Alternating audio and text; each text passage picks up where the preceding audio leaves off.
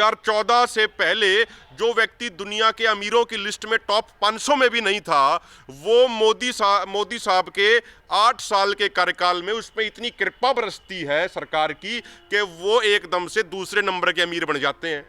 तो जो सरकार, जो जनता, जो मीडिया हाउस, जो न्यूज़ चैनल जो अपने मुल्क से प्यार करते होंगे वो कभी सवालों से भागेंगे नहीं, वो सवालों का सामना करेंगे। आप एक बात बताइए मुझे, किसान आंदोलन के दौरान हमारे ऊपर क्या क्या आरोप नहीं लगाए गए? किसान आंदोलन में हमें नक्सली कहा गया, किसान आंदोलन में हमारे ऊपर फॉरेन फंडिंग के आरोप लगाए गए, किसान आंदोलन में हमारे ऊपर घटिया से घटिया आरोप लगाए गए, हमें कहा गया कि ये विपक्षी पार्टियों के एजेंट हैं। 8 से 10 लाख करोड़ रुपया देश का डूब गया। वो गौतम अडानी का 8 से 10 लाख करोड़ नहीं डूबा। 8 से 10 लाख करोड़ देश की जनता का, देश के किसानों, मजदूरों का, देश के सैनिकों की खून पसीने की कमाई का पैसा डूब गया। अब जो महत्वपूर्ण बात है वो ये है कि आज एक किसान अपना प्याज, अपना टमाटर, अपना आलू वो सड़कों पे फेंकने को मजबूर हो रहा है, लेकिन सरकार का उसके ऊपर कोई ध्यान नहीं है। मुख्य मुद्दा था, वो मुख्य मुद्दा ये था कि कॉरपोरेट घरानों का जो खेती के ऊपर एकाधिकार बढ़ता जा रहा है, कृषि के ऊपर जो कॉरपोरेट का कब्जा होता जा रहा है, जैसे अंबानी अडानी ग्रुप है, अमेजन ग्रुप है, एक दुनिया का बड़ा वालमार्ट ग्रुप है, कारगिल ग्रुप है, तो ये किसानों के लिए बड़े खतरे की घंटी है। उसको लेके आज यहाँ पे रणनीति बनाई गई है कि किस तरीके से देशव्यापी आंदोलन चलाया जाए, लोगों को जागरूक किया जाए। अब देखिए, आज पूरे देश में एक माहौल बना दिया गया है। वो माहौल ये है कि एक दुनिया का बहुत बड़ा ग्रुप, हिंडनबर्ग ग्रुप, अपनी एक रिपोर्ट देता है और रिपोर्ट में वो ये कहता है कि भाई अडानी ग्रुप के जो ये पूरा शेयर मार्केट है इनका, उसमें बड़ा गड़बड़ झाला है, उसमें उसकी जांच होनी चाहिए उसकी। और उसके बाद से जो गौतम अडानी दुनिया के दूसरे नंबर के अमीर होते थे, वो एकदम से 34वें नंबर के अमीर हो गए। लेकिन भारत सरकार ने अब तक उस व्यक्ति की कोई जांच शुरू नहीं करी है। 2014 से पहले जो व्यक्ति दुनिया के अमीरों की लिस्ट में टॉप 500 में भी नहीं था, वो मोदी साहब के 8 साल के कार्यकाल में उसमें इतनी कृपा बरसती है सरकार की कि वो एकदम से दूसरे नंबर के अमीर बन जाते हैं। लेकिन जब दुनिया का कोई एक बड़ा रेपुटेड रिसर्च ग्रुप उस पर अपनी रिपोर्ट देता है तो कच्चा चिट्ठा खुल जाता है और वो 34वें पे चले जाते हैं। विदेशी साजिश से कह रहे हैं, रिपोर्ट और विदेशी साजिश से भारत। देखिए, ये एक, मैं आपको एक लोकतंत्र की परिभाषा क्या होती है वो एक बार आपको समझाता हूं मैं। अभी इजराइल के जो प्रधानमंत्री हैं बेंजामिन नेतन्याहू ने वहां की जुडिशरी में, वहां की न्यायपालिका में कुछ बदलाव करने की कोशिश करी। उन्होंने ऐसी कोशिश करी कि इजराइल में जो जजों की नियुक्ति होगी उस पर उन्हीं का पूरा कंट्रोल रहे। उसके विरोध में इजराइल की सारी जनता सड़कों के ऊपर उतर आई।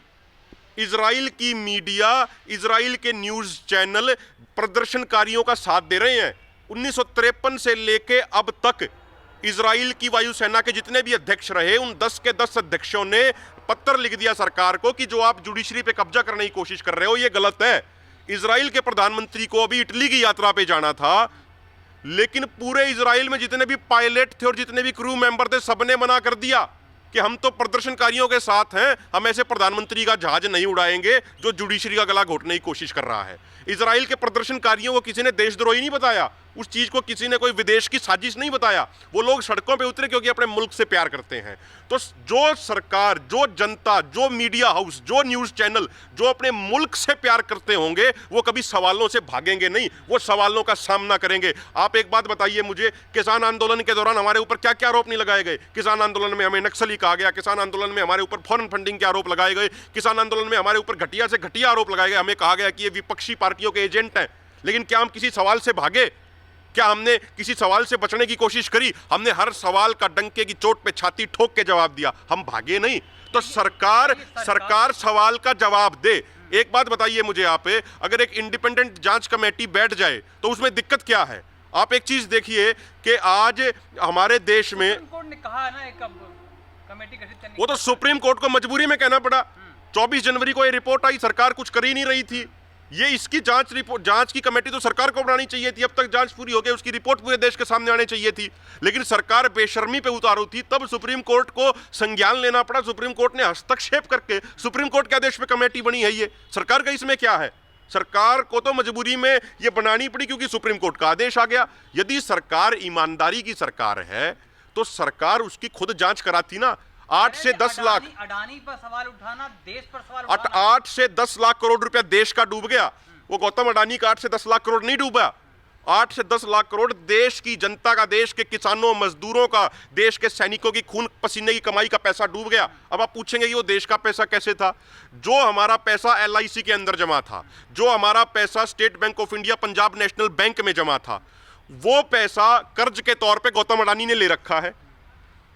लगभग 75,000 करोड़ रुपया LIC का, PNB का 8,000 करोड़ रुपया, SBI का 25,000 करोड़ रुपया। SBI तो अभी भी दे रही है पैसे। वो पैसा जो इतना लाखों करोड़ों रुपया उन्होंने ले रखा है, वो पैसा डूबा है। और भारत सरकार ने 2018 में एक कानून बना दिया। वो कानून ये था कि मान लीजिए मेरा किसी बैंक के अंदर मेहनत की कमाई का 15 लाख रुपया जमा है और मान लो वो बैंक ये कह दे कि मैं तो दिवालिया हो गया, तो कानूनी तौर पे उस बैंक की मेरे प्रति देनदारी मात्र 5 लाख रुपए की बनती है। सरकार का कानून बना दिया। तो आज पूरे देश की जनता को ये समझना चाहिए, जो कर्मचारी रिटायर होके, जो फौजी, जो पुलिस वाले जो रिटायर होके, जो उन्होंने अपने बच्चों की पढ़ाई के लिए, अपनी बेटी की शादी के लिए जो अपनी खून पसीने की कमाई जो बैंकों में जमा करा रखी है, यदि वो बैंक ने कह दिया मैं दिवालिया हो गया, तो बैंक की देनदारी मात्र 5 लाख रुपए की बनती है और वो भी लाइनों में खड़े होकर मिलेंगे। और सबसे महत्वपूर्ण बात यहां पे ये है, आप कह रहे हो कि बैंक अभी भी दे रहे हैं उनको पैसा। बैंक ऑफ बड़ौदा के अध्यक्ष हैं, वो कहते हैं कि बैंक ऑफ बड़ौदा अभी भी अडानी ग्रुप को पैसा देने को तैयार है। भाई आपका ये खुद का पैसा है क्या? अपना पैसा दीजिए ना।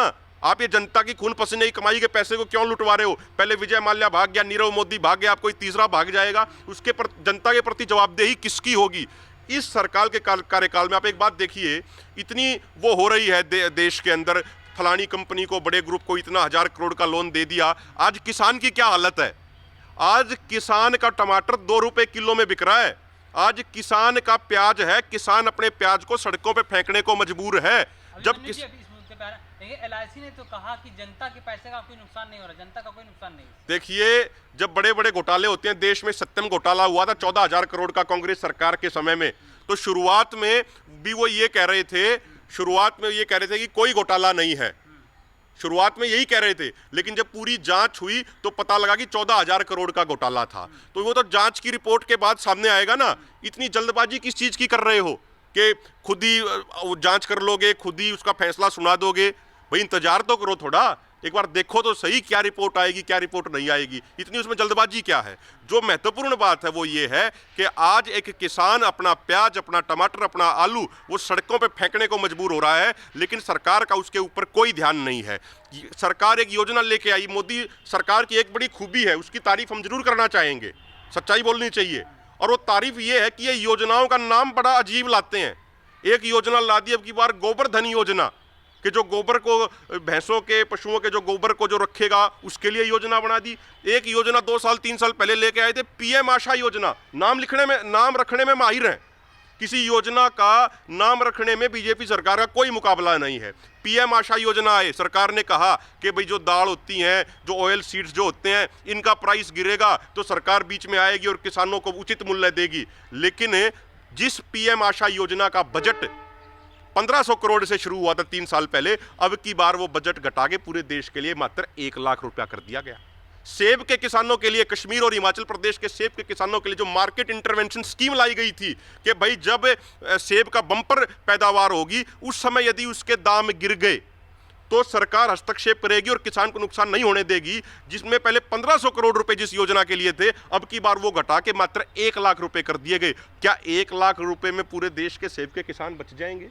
ये किस तरीके के भद्दे मजाक किए जा रहे हैं? तो ये सरकार पूरे तरीके से कॉरपोरेट के चुंगल में फंसी हुई सरकार है। सिंपल सा फंडा है, कॉरपोरेट की सुनते हैं, कॉरपोरेट के लिए सुनते हैं और कॉरपोरेट के लिए ही नीतियां बनाते हैं। सरकार पर आप सवाल उठाते हैं और उद्योगपतियों पर भी सवाल उठाते हैं कि अडानी और अंबानी की सरकार है, अडानी अंबानी के लिए काम करिए। वो कह रहे हैं हम गरीब मजदूरों के लिए काम करने वाले हैं। देखिए, सवाल अडानी अंबानी का नहीं है। कोई अडानी और अंबानी से हमारी कोई पर्सनल दोस्ती या पर्सनल दुश्मनी नहीं है, ना ही हम उनको जानते हैं, ना हमारा कोई मतलब है। हम हर उस बड़े कॉर्पोरेट पे सवाल उठा रहे हैं जो जनता का गला घोटने की कोशिश कर रहे हैं। मैंने शुरुआत में बताया अमेजन कंपनी तो भारत की कंपनी ही नहीं है, अमेजन तो विदेश की कंपनी है। उसके अलावा कारगिल कंपनी है, वो भारत की कंपनी नहीं है, वो बाहर की कंपनी है। वॉलमार्ट है वो भारत की कंपनी है। हमारा ये कहना है, आज हम यहाँ गांधी शांति प्रतिष्ठान में हैं, गांधी जी का जो ग्राम स्वराज था, उन्होंने बहुत सोच समझ के वो ग्राम स्वराज का कंसेप्ट दिया था। भारत का फायदा ग्राम स्वराज से होगा जहां हर व्यक्ति को काम हो। अब आप उदाहरण के तौर पे ये बड़े बड़े कॉर्पोरेट कब्जा करते जा रहे हैं, उसका नतीजा क्या है देश में? मोदी जी जब 2014 से पहले चुनाव प्रचार करते थे तो मोदी जी क्या कहते थे कि भाइयों बहनों, अगर मेरी सरकार बनी तो हर साल नौजवानों को 2 करोड़ नौकरी दूंगा, कहते थे ना ये। अब पार्लियामेंट के अंदर सवाल पूछ लिया मोदी जी से कि मोदी साहब ये बताइए, आपके 8 साल में कितने नए युवक और युवतियों को आपने नौकरी दी? भाई आप कहते थे साल में 2 करोड़ देंगे, तो उस हिसाब से 16 करोड़ नौकरी तो मिलनी चाहिए थी। मोदी सरकार का जवाब है कि हमारे 8 साल के कार्यकाल में 22 करोड़ नौकरियों के लिए फार्म भरे गए। नौजवानों और नवयुवतियों ने 22 करोड़ फार्म भरे नौकरी के लिए, लेकिन 22 करोड़ फार्मों में से सरकार मात्र 7,32,000 को ही नौकरी दे पाई। यानी हर 300 में से एक बच्चे को नौकरी मिल पाई, मात्र 0.3% को नौकरी मिल पाई। बाकी काबिल नहीं है, इसलिए नहीं नौकरी। अमृतकाल ये चल रहा है क्या कि जो फौजी जो देश की रक्षा करते हैं उनके लिए 4 साल की नौकरी ला दो अग्निवीर के नाम से? ये अमृतकाल हो गया क्या? देश की रक्षा कौन करेगा? देश की सुरक्षा कौन करेगा? आप किसी भी रिटायर्ड फौजी जनरल से, किसी सैनिक से पूछिए, कम से कम 5 साल लगते हैं एक व्यक्ति को फौज के आचरण में पूरे तरीके से ढलने के लिए, हर हथियार की सही तरीके से ट्रेनिंग लेने के लिए। देश में इतने एडवांस वेपन आ गए हैं, वो 4 साल में क्या सीख पाएगा? 5 साल तो कम से कम उसको चलाने के लिए, सीखने के लिए चाहिए उसको। दूसरी तरफ आज किसान है, किसान पिट गया, पूरे तरीके से किसान बर्बाद हो गया, किसानों की आत्महत्या इनके कार्यकाल में बढ़ गई। ये अमृतकाल है क्या? आप देखिए पिछले साल जो बजट था, जो टोटल बजट था, उसमें से जो कृषि क्षेत्र का बजट था वो 3.8% था। अब की बार वो घटा के 3.2% कर दिया। ये अमृतकाल है क्या? अच्छा, आप हरियाणा से आते हैं और हरियाणा में जो माहौल चल रहा है, आप देख रहे हैं कि गौ तस्कर को लेकर जिस तरीके से हत्या, इसको आप कैसे दे रहे हो? क्या माहौल 2024 का एजेंडा सेट हो रहा है? देखिए, मेरा एक कहना है, देश कानून और संविधान से चलता है, देश गुंडागर्दी से नहीं चलता। तो ये गौरक्षा के नाम पे जो की जा रही है, जो किसी की भी हत्या की जा रही है, ये खुलेआम गुंडागर्दी है। आप हरियाणा के अंदर गाय की रक्षा के लिए कानून बना हुआ है, तो उस कानून के अनुसार यदि कोई व्यक्ति गलत करता मिलता है तो पुलिस प्रशासन है ना, कोर्ट है ना, वो कार्रवाई करेंगे ना। या कोई भी 4 आदमी आएंगे और लठ लेके और वही कार्रवाई करने लग जाएंगे? इसका ये तो मतलब गुंडागर्दी होगी। कोई भी हमारे घर पे रात को आएगा, 4 लठ मारेगा और कहेगा कि भाई गौ तस्कर थे इसलिए मार दिए। तो देश संविधान और कानून से चलेगा, देश इस तरह की गुंडागर्दी से नहीं चलेगा। अपनी राजनीति करने के लिए, अपनी राजनीति चमकाने के लिए, देश में हिंदू मुसलमान भड़काने के लिए, हरियाणा में जाट नॉन जाट फैलाने के लिए, जातिवाद करने के लिए, धार्मिक उन्माद फैलाने के लिए ऐसी चीजें की जाती हैं राजनीतिक पार्टियों द्वारा। लेकिन किसान का बहुत बड़ा क्षेत्र है हरियाणा और राजस्थान के बेल्ट। आपको नहीं लगता कि यहाँ पर माहौल फिर से वही हो सकता है पहले की तरह, जिस तरीके का भावनात्मक मुद्दे उठ रहे हैं? देखिए, चौधरी चरण सिंह एक बात कहते थे, जो भारत के भूतपूर्व प्रधानमंत्री हैं, भूतपूर्व प्रधानमंत्री रहे, चौधरी चरण सिंह एक बात कहते थे कि हे किसान मजदूरों, आपके साथ एक सबसे बड़ी समस्या ये है कि 4.5 साल आप किसान और मजदूर बन के अपने आंदोलन लड़ते हैं, लेकिन जब 2.5 महीने चुनाव के आते हैं तब राजनीतिक पार्टियां आपको बहका के, बहला के आपको हिंदू बना देती हैं, आपको मुसलमान बना देती हैं, आपको सिख बना देती हैं, आपको ईसाई बना देती हैं, आपको जाट बना देती हैं, आपको ब्राह्मण बना देती हैं, आपको बनिया बना देती हैं, आपको गुज्जर बना देती हैं, आपको दलित बना देती हैं, आपको यादव बना देती हैं और आपको जाति धर्म में बांट के आपकी वोट ले जाती हैं और फिर 4.5 साल आपका शोषण करती है। जब भी आप मांग लेके जाते हो तो सरकार पुलिस को आगे करके आपके ऊपर लठ बरसाती है। तो चौधरी साहब ने ये बात कही थी कि आप चुनाव के समय, वोट डालते समय, आप किसान मजदूर एक भारतीय इंसान बन के आप वोट दीजिए, तो जो ये राजनीतिक पार्टियां धर्म और जाति की राजनीति करती हैं, इनका सबका बोरिया बिस्तरा बंध जाएगा और ये सारे के सारे अपने घर बैठ जाएंगे। यही चीज़ हमने यूपी के चुनाव में भी देखा था, जब हिजाब का मुद्दा उठा था, जब पश्चिमी उत्तर प्रदेश में जहाँ किसान आंदोलन बहुत मजबूत था। आपको नहीं लगता कि फिर यही मुद्दे उठेंगे? फिर कैसे लड़ेगा किसान? देखिए, मेरा क्या कहना है कि ठीक है, ये तो बात तो मैं समझ में आ गई, राजनीतिक पार्टियां ये कर रही हैं इस तरह की गलत चीजें, लेकिन अब जनता को भी जागरूक होना पड़ेगा ना। उसमें चाहे कोई हिंदू हो, चाहे कोई मुसलमान हो, उनको ये समझना पड़ेगा कि आज जिस बच्चे के हाथ में कलम, किताब और रोजगार होना चाहिए, चाहे वो किसी भी धर्म, किसी भी जाति का हो, उसको भड़का के उसको दंगाई बनाया जा रहा है। मैं सिर्फ एक पार्टी की बात नहीं करता, इससे पहले भी जो पार्टियां रही उन्होंने भी इस तरीके के काम किए हैं। कोई भी पार्टी हो, चाहे वो बीजेपी हो, कांग्रेस हो, सपा हो, बसपा हो, आम आदमी हो, बसपा हो, कोई भी पार्टी हो, मैं जनता से आपके माध्यम से ये अपील करना चाहता हूं कि यदि कोई भी पार्टी जातिवाद या धार्मिक उन्माद की बात करती है तो उस पार्टी का पूर्ण बहिष्कार कीजिए। हम भारतीय हैं, हम सबसे पहले इंसान हैं, हमारे अंदर नैतिकता, मानवता, ये चीजें होनी जरूरी हैं और शांतिपूर्ण गांधीवादी तरीके से अपनी मांगों को उठाए तो हमारा भला होगा। जो बुलडोजर चल रहा है तो त्वरित कार्रवाई जिसे कहा जा रहा है, आप इसको कैसे देख रहे हैं? देखिए, ये मेरा मानना है ये तरीका ठीक नहीं है।